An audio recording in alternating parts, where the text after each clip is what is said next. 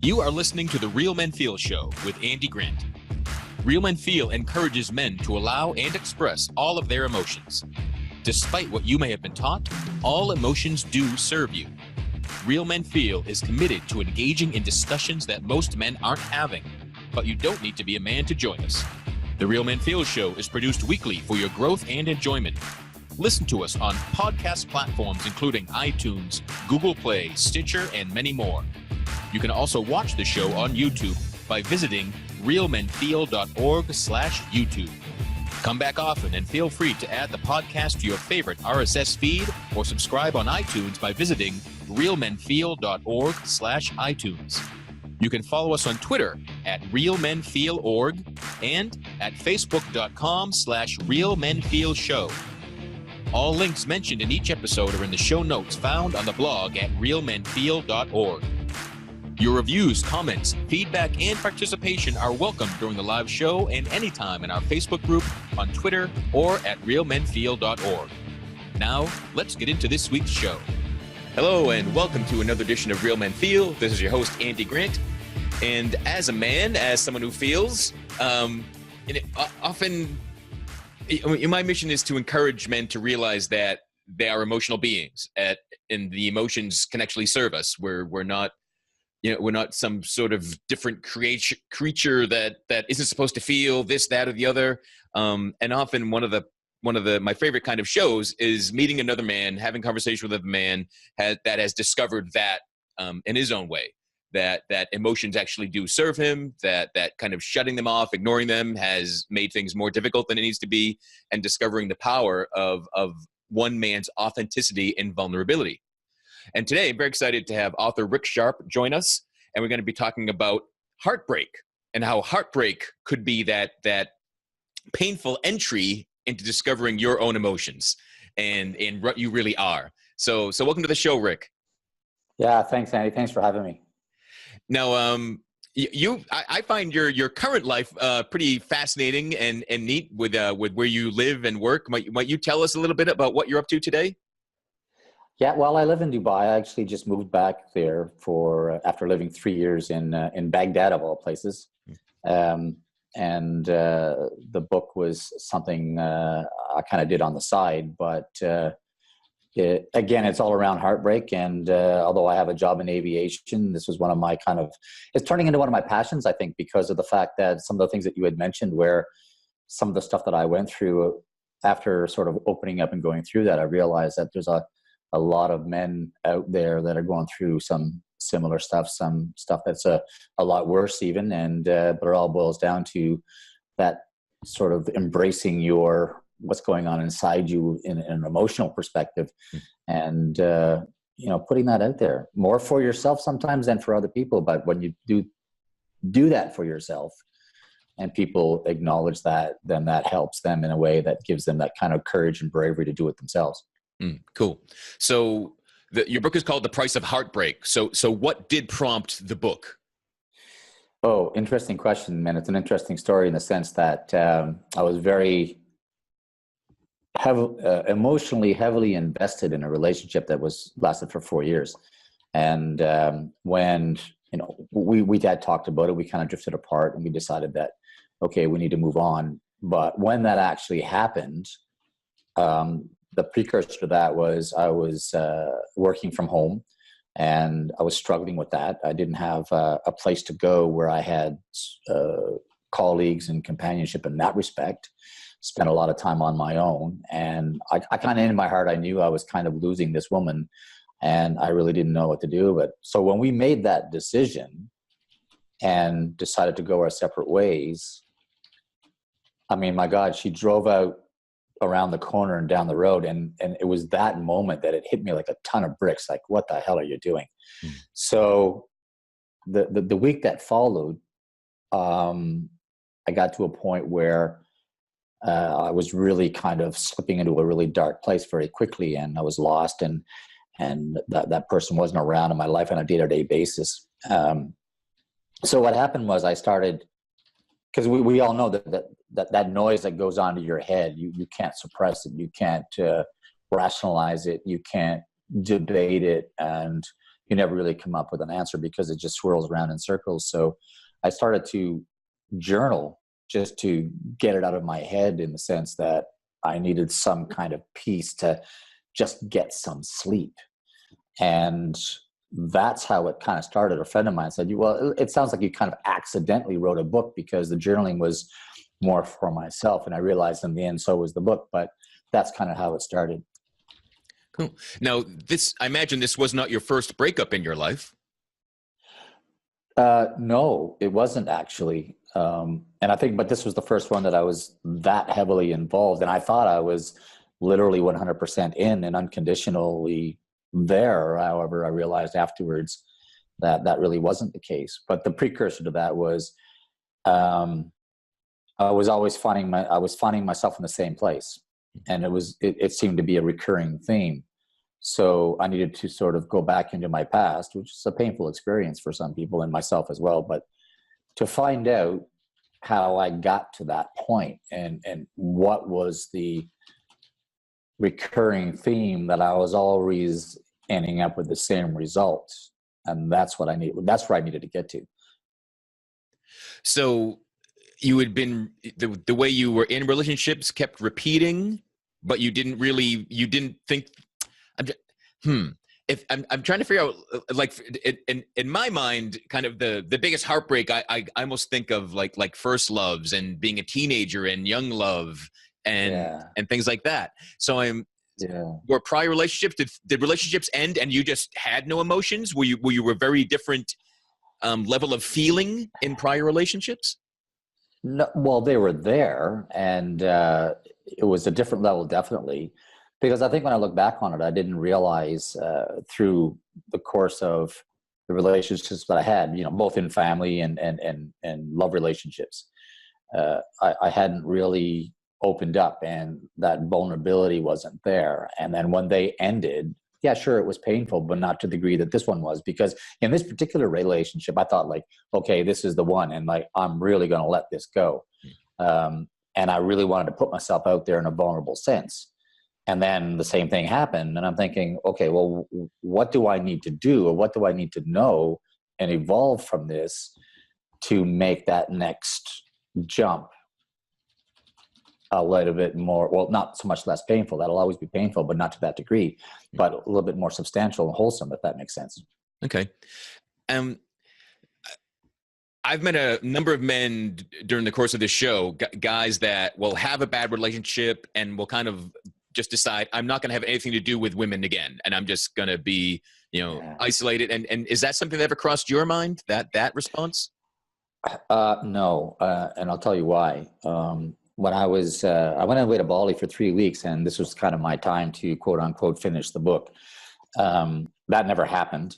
What I did when I was there, I Googled vulnerability. And I realized this was one of my issues, one of my major issues. And I came across Brené Brown.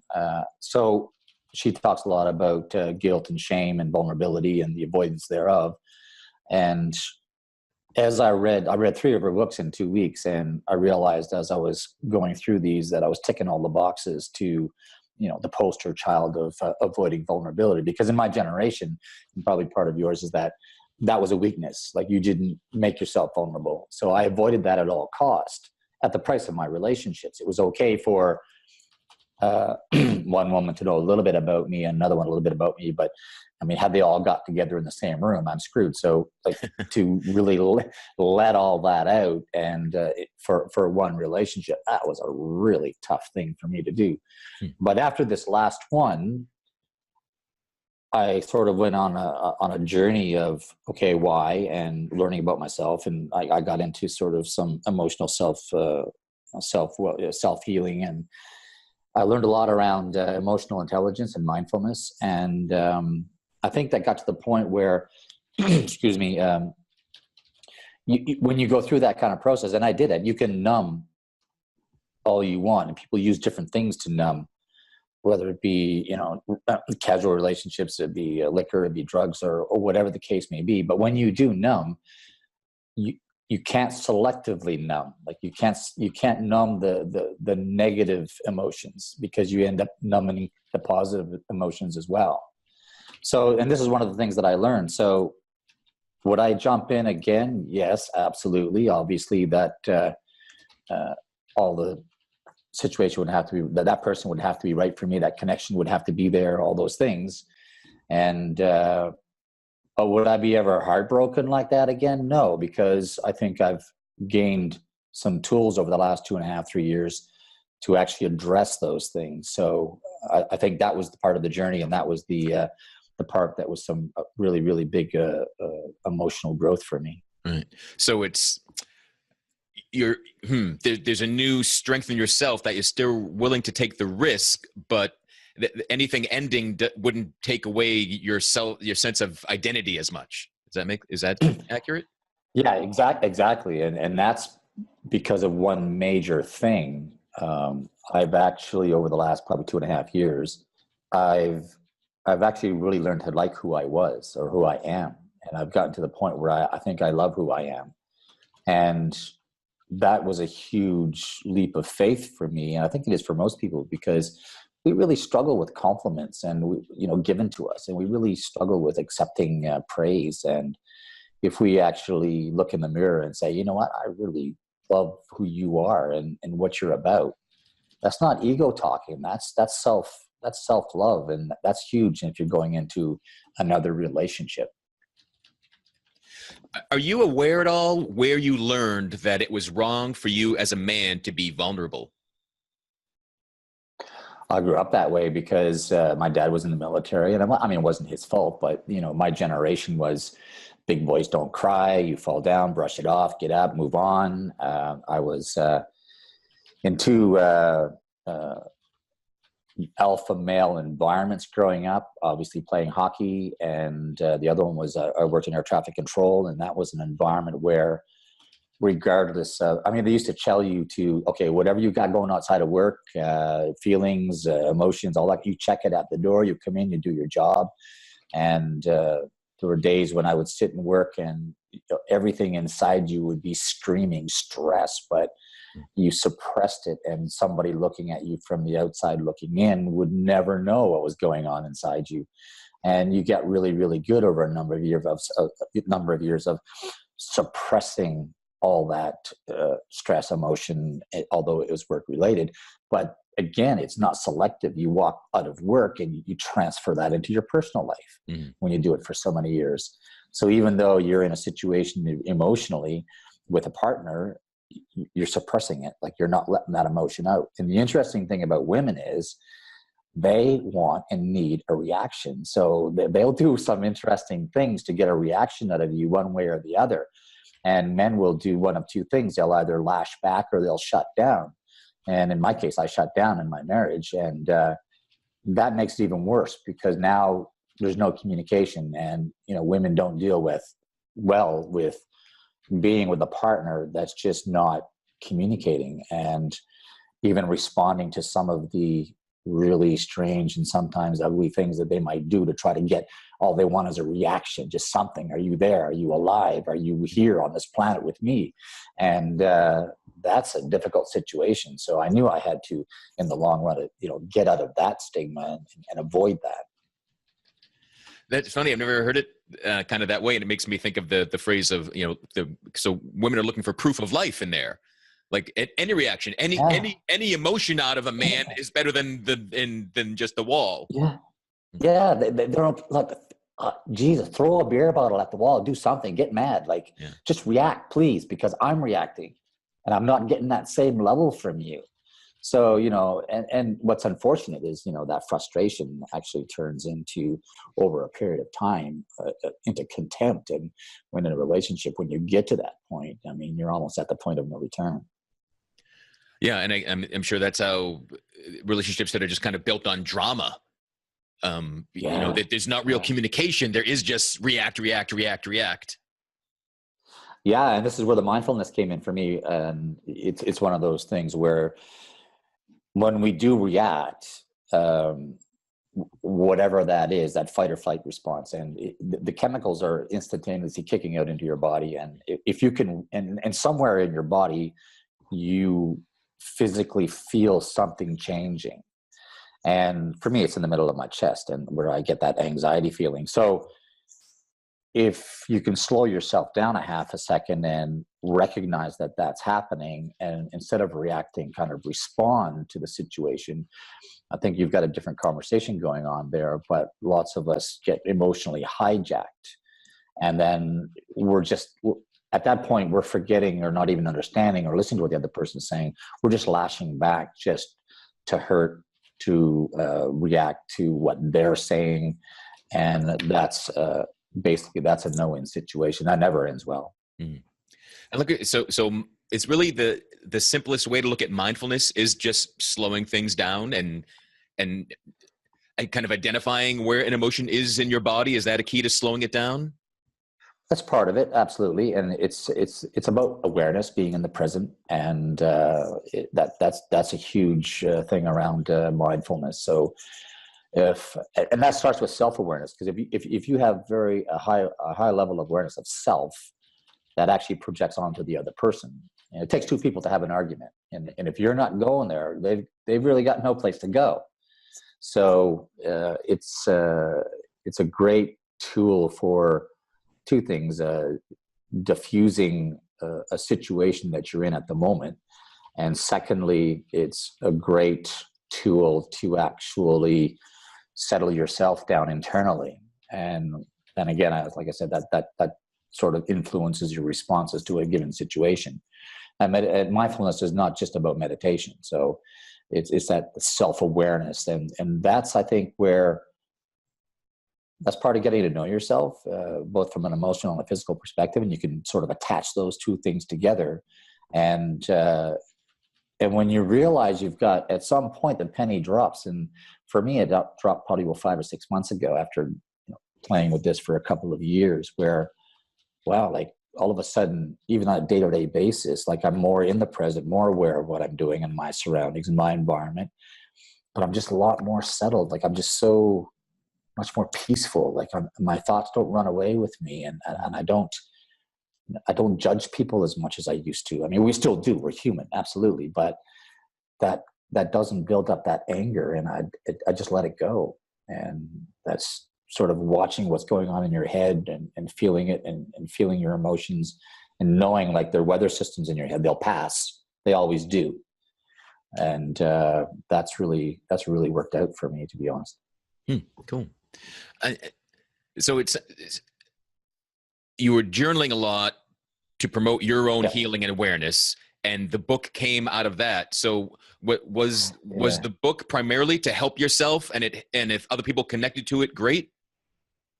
Yes, exactly. So, and that's kind of the way it happened. And there's two things about that. Number one, journaling is a fantastic way to actually help yourself heal, because in my particular case, you have a historical record. So if you go back 6 months and you look at the stuff that you were journaling and you were writing about then, there sometimes, in my case, it was very different than what I was writing 6 months later. I could actually see, going back, I could actually see myself improving, and that was a measurement for me. And the book, I remember to this day, I was walking, a friend of mine's wife was at work. She's there for a visit, and she worked in the industry, the publishing industry, for 19 years as a representative. And she read the draft twice in, I think it was 2 days. And when I was walking out of the room, she was sort of walking down the hallway alongside me, grabbed my hand with both hers. She says, "Wow," she says, "you need to get this out there, because the world needs to hear this story." And I thought, oh, okay, that kind of pushed me over. That scared the hell out of me, because I'm a very private person. I didn't want to put my vulnerability out there, and you do that, like on a Facebook Live, and you do it well, and people connect to that. But me, I sucked at that. I didn't want to do that. It was scary for me to do that in a book, much less, face-to-face Facebook Live to the millions of people out there. So I took the leap. I did it. And somebody asked me, "Well, how many books do you think you'll sell?" And I thought, I really don't care, because it's exactly what you said.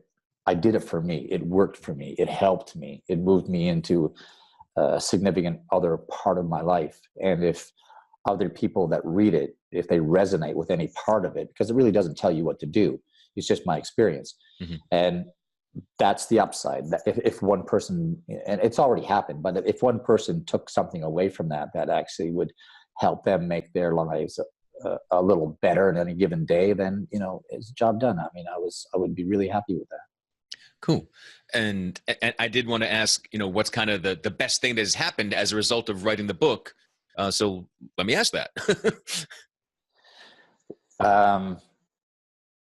There was two messages in the book. And basically it is, because I went through probably not as deep as other people, but I went through a significant depression for a period of time.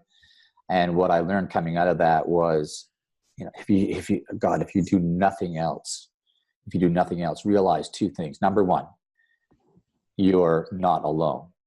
Do the math. I mean, how many emotions do we have? And there's 7 billion people on the planet. There's probably 100 million people like you going through the same thing, varying degrees. And, you're still, locked in your bedroom under a blanket for 2 days. Like, there's tons of people out there going through the same thing. You're not alone. Second thing is, talk about it. Please talk about it, because that's what I started doing. And two things happened when I started talking about it. Number one was, now, not everybody deserves to hear your story. Not everybody deserves that. But the people that I started talking to, they brought out different aspects of that story. And I started vocalizing it in different ways to different people. So if I was listening to myself talk, I was actually learning more the way I verbalized it. So, and the other thing, like, I don't care who you talk to. If it's a 1-800 number, if it's a friend, if it's your dog, I don't care. Just talk about it and listen to what you're saying. So, and that was two big things on that journey. So yeah, the book it was never meant to be a book. It ended up being a book. And I to this day, I can't even tell you how many have sold. And again, like, if it helps people, great. But those are the two big things, because we as men, I think we hide that. We're so good at hiding that. We have all these societal stereotypical norms that we need to try and live up to, and being vulnerable is not one of them. And when any one of those things fall away, we get crushed and we don't know what to do with it, and we feel less of a man, and we don't feel we have that contribution. And there's all kinds of people around us that walk around next to us, by us, on the subway, that suffer in silence because they don't know where to go with it. You said something that I had not heard before, and that was that not everyone deserves to hear your story. Could you expand on that? Yeah, well, absolutely. I mean, you're not going to walk up to your neighbor that you don't know very well and start spilling your guts. He's going to think that you're crazy. You need to be on the J ward someplace on medication. But I think that there are people that you trust, and that's not always family, because family can be very, very judgmental. I think there are people that you trust, and I think you know who those people are. And I think there are people out there. No, I know there are people out there that do the reverse in coaching. They will give you that space, that safe space, to say what you want, to say what you need. And there's a big difference between hearing what you're saying and listening to what you're saying. So there are some selective people out there that will sit and just be with you as you sort of get stuff off your chest. And in reverse, I mean, I think that's very, very important, especially with people with depression. They don't want to hear, oh, you just need to get out more, or you just, come on, let's go to the movies. They don't want to hear that crap. They just like, hey, look, I'm here. You want to talk? You open that door. Sometimes just asking, hey, are you okay, opens that door. And some people just want to know that you actually give a shit. That's it. Yeah, that's what I find time and time again. As someone in pain, someone taking that risk to tell another person about it, you don't have to do or say anything. It's just be there. Like, don't let them speak, and don't turn your back. Don't run away. Don't, just. And that's all, that's that whole mindfulness thing. Like, be in the present, like be aware, like be totally focused in the moment with that person. That is probably the biggest gift you can give to that person. Yeah. Beautiful. So I wonder if your definition or thoughts about what it means to be a man has changed through this process you've gone through. Oh, for sure. Absolutely. And one of the big things is that vulnerability is a strength, not a weakness. Mm. It when you open that part up, and I was one of those people who would never talk about my feelings, and I was a great person to talk to listen to other people's feelings, but to be able to vocalize those feelings and get better at it, that's been a very fulfilling thing with relationships with my family, with my friends. And I haven't since been in a relationship since the last one, but I'm very selective and I'm very picky, and I can afford to be that. And quite honestly, I'll take 1 year of absolutely amazing with someone over 10 years of it's okay. So, and when I look at relationships like on 5 different connections, in the sense that there's the visceral one, that's the animal kingdom attraction, and then there's the physical, obviously. Then I think then the emotional part sort of weaves its way into it, and then there's the intellectual, and then finally the spiritual part of it. So if you're connecting onto all 5 of those cylinders, you're into amazing, and that's kind of I don't want to settle, to be honest. Mm. And so in your prior relationships, and you've been married as well, right? I was, yeah. So were you even aware of those kind of 5 levels to connect on? Oh God, I was running on automatic. I had no idea what the hell I was doing half the time. And I think that's the other part of what's happened over the last 3 years is I think and so many people run on automatic that they don't realize what's going on. They don't remember the drive to work or back, or they come home and they got work on their mind. They don't even appreciate or even remember the time with their kids in the evening, et cetera, et cetera. I think what happened is I woke up. And I think that was the biggest thing for me, because I'm more in touch with myself and awareness and my feelings and my emotions. I'm not shy about expressing them to a great extent. I'm not near where you guys are, you yourself personally, yet, but it's a work in progress. And I think that's the way I look at it. As long as I live, that'll continually be a work in progress, and I'll aspire to being better. And every time I wake up, let's bring, what can I do to bring the best version of Rick to the world today that I didn't yesterday? And every day you get that chance to do that. But at the same time, without judgment of yourself, you have to cut yourself some slack and say, look, I'm a human being. I'm going to have my shitty days. I'm going to have my bad days. I'm going to suck at this sometimes. And don't beat yourself up over that. So allowing some love for yourself, but at the same time, allowing you to be a human being, that part goes hand in hand. Yeah. One of my favorite aspects of the 4 agreements, with one of the 4 agreements is, always do your best, but realize that your best is going to vary.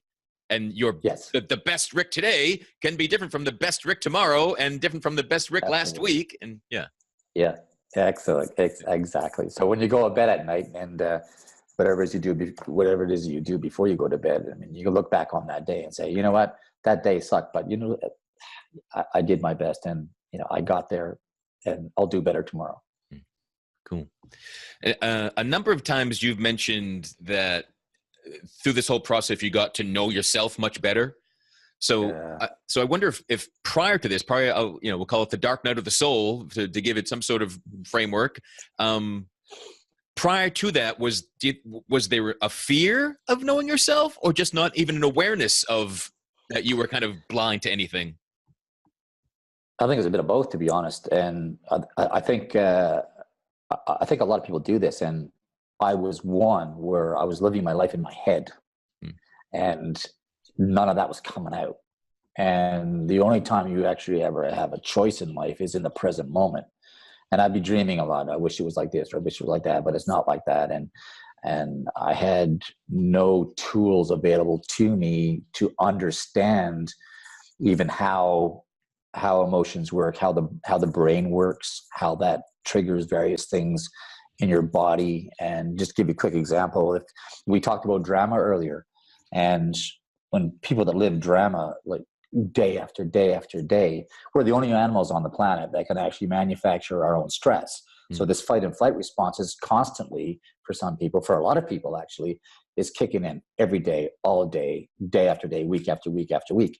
And your body's not designed to handle that. And you wonder why people get sick. So what happens is it just kicks your homeostasis either completely right or left, in the sense that that then becomes the norm, that stress level. And then when you try to, and that's why I think people, when they realize that and they try to bring their life back into balance through meditation and other things, the body fights hard. It wants that chemical fix. It wants that fix every day it's had for the last 5 years. They don't want calm. They want that stuff, that drama. And I don't think people realize they go looking for drama unconsciously because it gives the body that physical chemical fix that it wants and it thinks is the norm. And so if you have people like that, you say, okay, I'm just going to take 15 minutes and just sit down and just be calm and think about nothing. It's absolutely impossible for some people because they're so triggered and wired to that drama that that's the norm.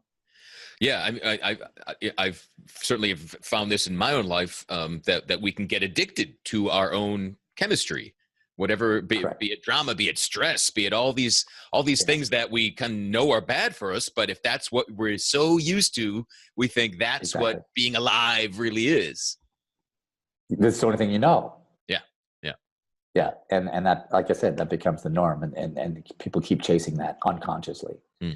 So, and then it's vice versa too. Like the people that actually find, I think I've gotten there to a great extent. They find a little inner peace and that calm, and that then becomes the norm for them. And they can't go anywhere near drama. So it works both ways. Yeah. Is that a realistic goal or possibility? Can someone live in a state of perpetual calm? Well, for sure, it's possible. It takes a lot of hard work. I mean, go to Tibet and talk to some of the monks, and they do amazing things with their body just based on the fact that they've been meditating for the last 30, 40 years, and they do it hours and days at a time. But it's a huge, huge commitment. And even myself, some days, trying to put away 10 minutes for a little meditation is difficult because we're so busy. But again, 5-10 minutes a day, every day is a lot better than, an hour on the weekend. So, but it is possible. But those people I think are few and far between. I think any kind of meditation is great. And if you can make that a practice in whatever shape or form works for you, based around your schedule, I think that's all good. You cannot go wrong in any way, shape, or form with that, whether it's 5 minutes or 5 hours. And that's a great thing to let people realize. I know, for years before I got into meditation, I resisted, like, oh, I don't have an hour to go, sit in the corner on a pillow and, say Om. But yeah, there's so many different ways to get more present, to get more focused, to get mindful. And tell me if you agree with this, if this is your experience. But I thought meditation meant having an empty mind, but really meditation is just when you notice you're distracted, just come back. When I was first learning, you're like, oh, there goes a thought. Oh, I'm doing this wrong, I'll give up. Like, no, if you're going to have thoughts, just come back. You're absolutely right. And this is the part that people struggle with. Number one, you can never have a still mind. I mean, that's impossible because your mind is always wired. It's always going. Even when you're sleeping, it's going. So I think the key there is to recognize what thoughts are there, recognizing that they pass and they come and go. And the big thing when your mind wanders, part of the meditation process is to recognize that and bring it back. Concentrate on your breathing or wherever your breath is entering and leaving your body. So, and that brings you back into the present. So, and the biggest thing is if you have a crappy meditation and it lasts for 3 minutes, don't be too hard on yourself. Don't judge yourself. And I think that's the biggest thing, because it's like you said, like I've managed like 3 times this week and it was 2 minutes and I'm just frustrated. I'm just not going to give up. I'm just going to give up and just not bother with this. Cut yourself some slack. I mean, it takes a while. It's hard work, but it's beneficial and it's so healthy. And you just keep at it and just don't judge yourself too harshly. Yeah, that's whatever point of pain or frustration or shutting down, wherever anyone is feeling, you didn't get there overnight. So it's really unrealistic to go, oh, I'll just release this all overnight and I'm just another person and I'll stay this other person. And yeah. It's like there's a story kicking around about the millennials. They're standing at the bottom of the mountain and they can see the summit, but what they can't see is all the trees and the climb in between. And it's the same kind of analogy where, yeah, it's not going to happen overnight. It's an acquired competence, and it's very fulfilling over a period of time. And once you get there, you get the other side of that. It becomes a habit, and it becomes a norm, and it's very, very difficult to give up. So can you share what, I mean, you've mentioned a few throughout the conversation, but I want to give you a chance to kind of bring it together or reemphasize, but what sort of things stand out as keys to your growth, your healing, your awareness? I think it was two things. First of all is when I was kind of hit that rock bottom bit, I had to admit to myself and I had to acknowledge where I was. Because if I didn't, I was blaming others. I was blaming her. I was blaming other people. And you know, the world is responsible for my own demise, so to speak. So once I recognized and acknowledged where I was, then what I wanted to do was understand how I got there. And that's what I went into the past and sort of looked at things that happened throughout my past. And there were events in my life where if you take them singularly, they didn't really mean much. But if you sort of thread them along side by side, they started to sort of make sense to me. And then, of course, the big one was taking responsibility that I'm the only one responsible for my life, my reactions, the way I respond to other people, and then doing something about it. So, and which is when I got into sort of training for life coaching and NLP. And I did a lot of reading and research on emotional intelligence and understanding that and how that works, and mindfulness. And I did some Joe Dispenza stuff, understanding how, from a scientific perspective, how the brain works and how all those things interconnect with your emotions. So having that information, having information is one thing, but doing something with it is another thing. So I think that was the biggest thing for me, where when I pulled it all together, is to take all that stuff, and over a period of time, I'm drawing from a number of different resources now inside me, where I'm making my days increasingly better, and I'm better as a person, to be honest. Cool. And I like what you talked about taking responsibility for your life, because in the traditional, masculine teachings and expectations, responsibility seems to be a part of it. But then I also feel like there's a lot of fear, not wanting to respond. Like it's easier to blame and point at others. And, they're like responsibility, being the breadwinner, being strong. There's all these things that responsibility are tied in, but then it also seems that we're hesitant to take responsibility for our life, as you said. Well, yeah, it's, and that's a huge ownership value. It's not, I think it was Brene Brown said, vulnerability is where fear and courage meet. And that's so true. So that whole responsibility bit, everybody has their own journey. And the only way people look at the world and what other people are going through is through their own eyes, through their own experience. And again, that's the part you need to take responsibility for. So, and that means one big thing is that just because I grew up a certain way, my experiences have made me a certain type of person, that doesn't mean that you're wrong, I'm right. And that's where the mindfulness comes in, where you have that sort of emotional resilience to say, okay, this is what I think about a certain particular thing, but the other person, because of their journey and their experiences, the way they grew up in their culture, they think of it slightly differently. It's like, well, I never really thought about it that way. So keeping that open mind to take on and be curious about what other people think and how they got there is a lot more powerful than saying, look, I grew up this way. I think about this in a particular, my culture is, and this is how so many religious wars have happened over the centuries, is that because I'm a Christian and you're a Muslim, I'm right, you're wrong, and vice versa. And that's still prevalent in our society in so many damaging ways. So, having that resilience of emotion and intellect allows you to actually take other people's viewpoints and curiosities on board. And if we could all do that, make the world a much better place, I think. Sure, yeah, because taking responsibility for my life, you taking responsibility for your life, that's not taking responsibility for others and trying to force others to think or feel something. Exactly. Yeah. Right. Like, and that maybe that's part of it. Realizing the only thing we can be responsible for is ourselves. And you're absolutely right in the sense that, that version that we bring to ourselves, or that version of ourselves we bring to the world is, I'm a big advocate of being kind to people, even strangers, because you have no idea that something that you might say, whether it be kind or whether it be cruel, could affect that person for the rest of their life. Or if they're really toying with suicide ideation, it could be something that actually pulls them to that dark side where they make that decision. So that's taking responsibility for what you say, how you say it, and who you say it to. So rather than say something that's nasty or evil, just keep your mouth shut, because it doesn't need to be out there. Cool.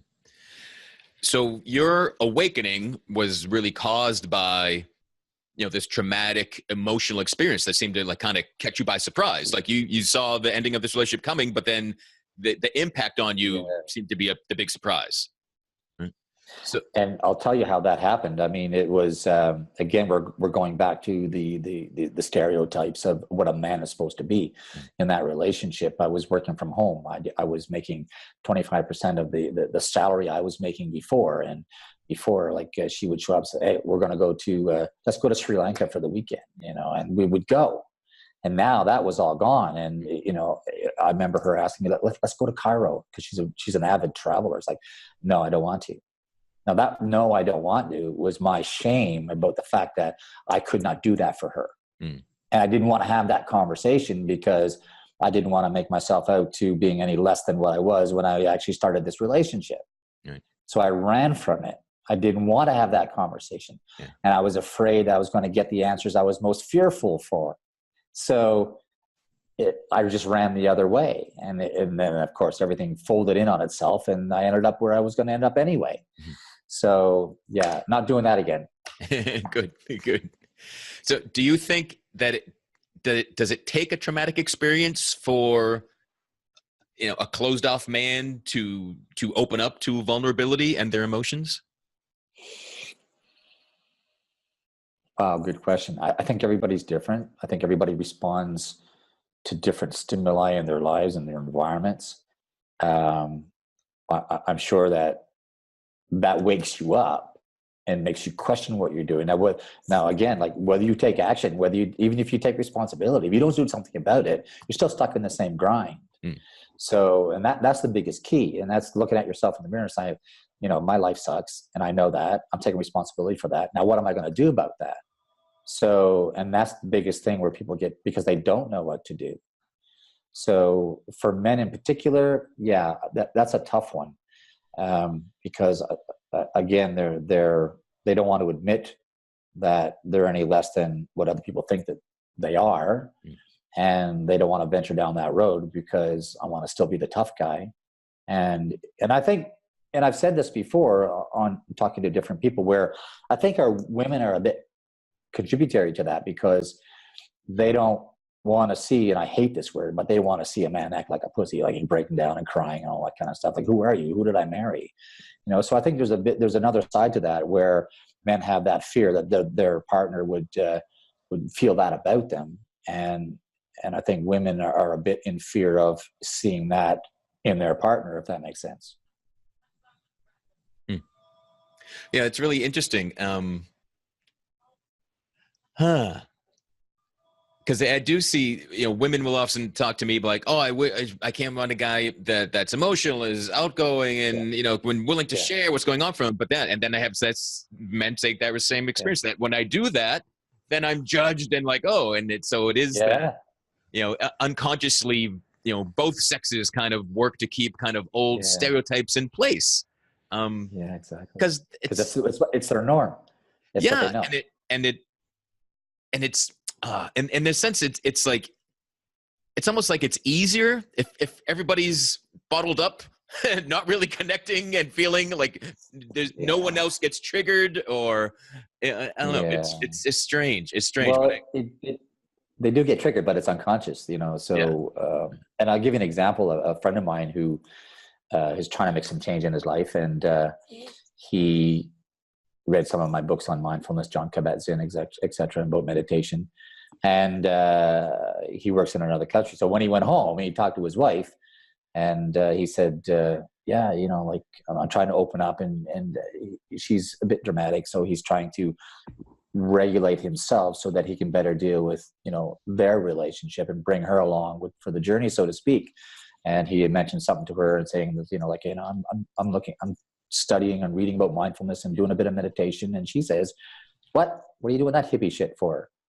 And it just destroyed him. It was like, you know, God, like I'm doing this for myself, but again, for us, you know, and it's, that door just didn't open 1 inch.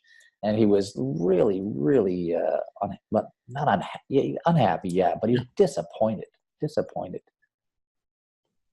Yeah. And that's where it takes bravery and courage and vulnerability again, when faced with that, just to not retreat, just go, well, I'm doing it because of this, and have a conversation instead of just, and walk away with your tail between your legs, you know, but how many times in our lives, especially when we were younger, that happened? Oh yeah. Oh no.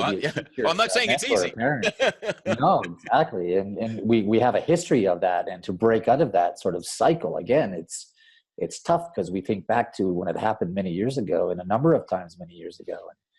And it's a real shame. It really is. Yeah. Yeah. I was going to ask the difference between responding and reacting, and it feels like that was, you know, an example right there. Yeah, I mean, the reaction is when you're in a situation where you have somebody that says something to you that's very condescending, or whatever the case may be, you're just triggered right then and there, and you're going to react, and you're going to say something in rebuttal. And I'll give you an example. So you come home from work, and you're late, and you've got plans with your partner, and she says, you're always late. You know, what's going on? Like, I'm getting really tired of this. Well, you're triggered by the first statement. No, wait now. I'm not always late. And in your mind, you're coming up with examples where you weren't late. I'm not always late. And that creates almost like a ping pong anger match where, okay, I'm going to respond, I'm going to react, and you're reacting, and you're reacting, and it just goes downhill real quickly. However, if the opening statement was something along the lines of, you know what, you said you were going to be here by 6, it's almost 7. It just made me feel today like you just didn't care about, you know, what I really wanted to do this evening. That's a very different conversation, because you're right, and this happened, that happened, I'll try not to make that happen again. It doesn't actually trigger that defense mechanism.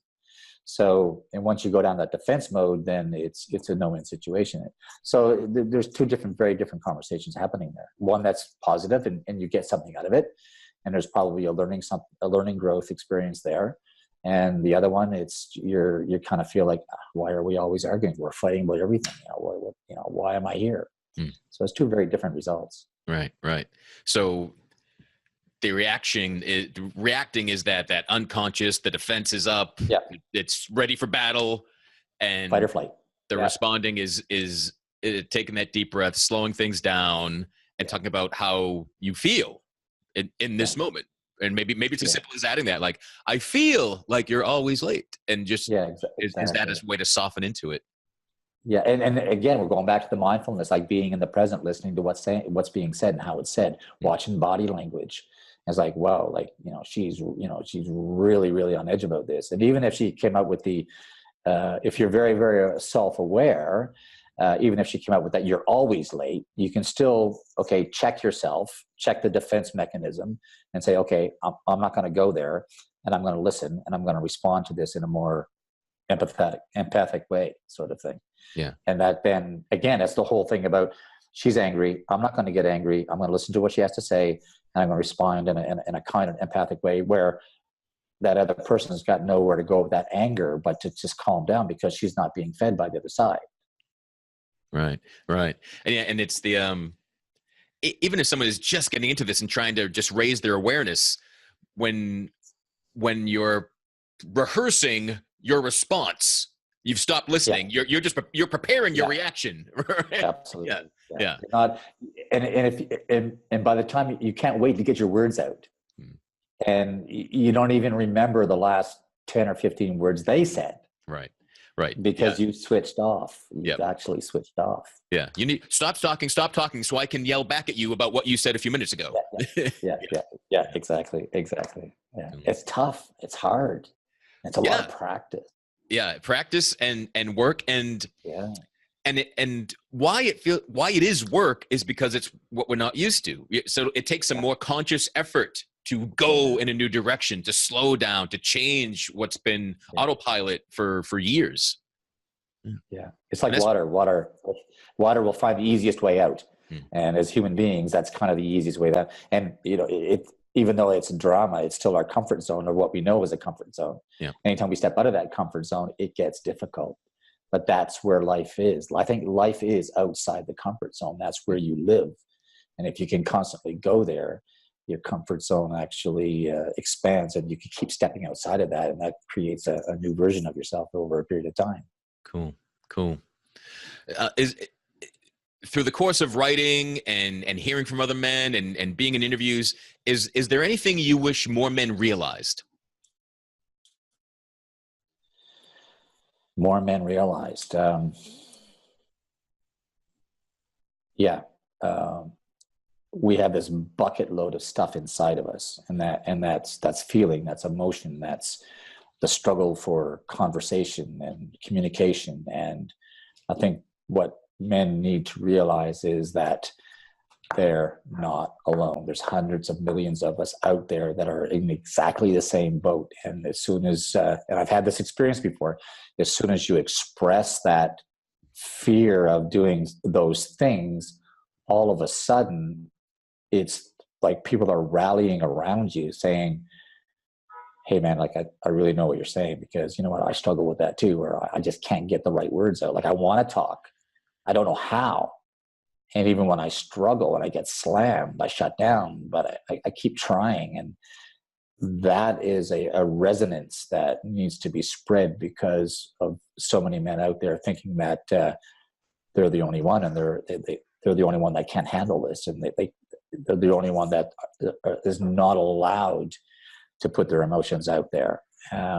And in retrospect, I mean, it's interesting because when people start to shut down and people start to close in on themselves, I mean, obviously we all hear and know about depression and anxiety and all those types of things. And I wrote an article for a magazine in Australia, and I was quoting suicide statistics in the UK, which meant that 75% of suicides were men. And they said, well, nobody in Australia cares about the UK. Why don't you quote Australian statistics? So I researched it. I came up, and it was astonishing that the number was literally less than 1 percentage point difference. 75% of men in Australia commit suicide, of all the suicides committed in the course of a year. It's really, really bizarre. It really is. And that's part of that whole struggle about how we don't know where to go with it sometimes. And we'd rather just check out. I don't know some of your story as well, and you've been on that road as well, but I think that's the biggest thing is, look, we're all brothers in the sense that we've all been there. We all know it. And some of us are more open about expressing it, and let's keep that door open for those people.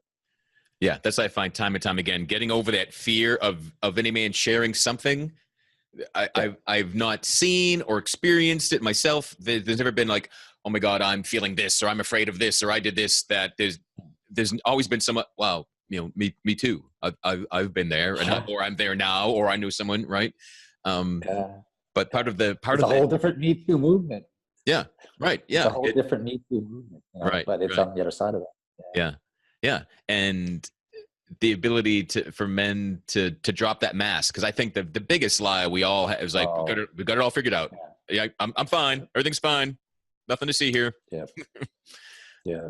Okay, I'll go off on that one, because when you walk back home after being away, and you know that there's an uncomfortableness in the house, and you say to your partner, so how you doing today? Like, how are things? I'm fine.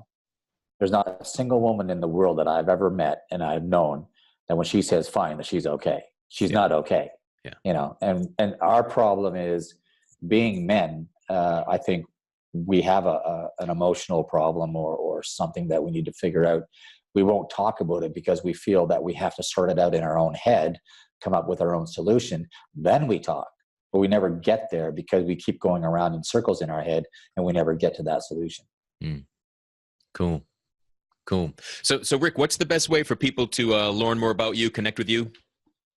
Well, I have a website, rick-sharpe, SHARPE.com. And obviously the book is out on Amazon.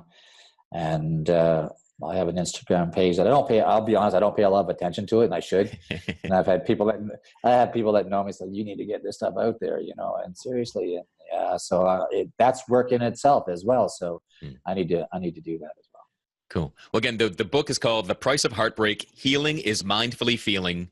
And I mean, all the points that have been hit in this conversation are in the book, and authenticity, vulnerability, a man really sharing his pain and looking into it and finding the treasure, right? Realizing that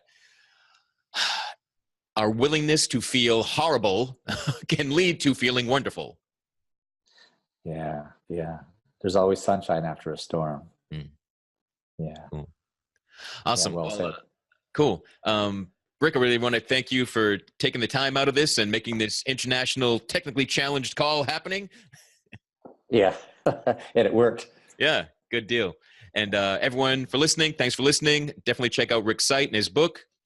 Give this podcast a like, a share, a comment. Spread the fact that real men do indeed feel. And if there's a man out there that's struggling in your life, just be that safe space. Be that kind ear. You don't have to do or say anything. Just be willing to be there with someone in their pain, and they will feel better. And I bet you will discover that you feel better in doing it as well. Cool. All right. Be well, everybody. Bye. Thank you for listening to Real Men Feel. Reach out to us at realmenfeel@gmail.com. Learn more about Andy Grant at theandygrant.com. Until next time, visit realmenfeel.org or the Real Men Feel Facebook group and share what you thought of this episode. Please give this podcast a review on iTunes, Google Play, or wherever you are discovering Real Men Feel.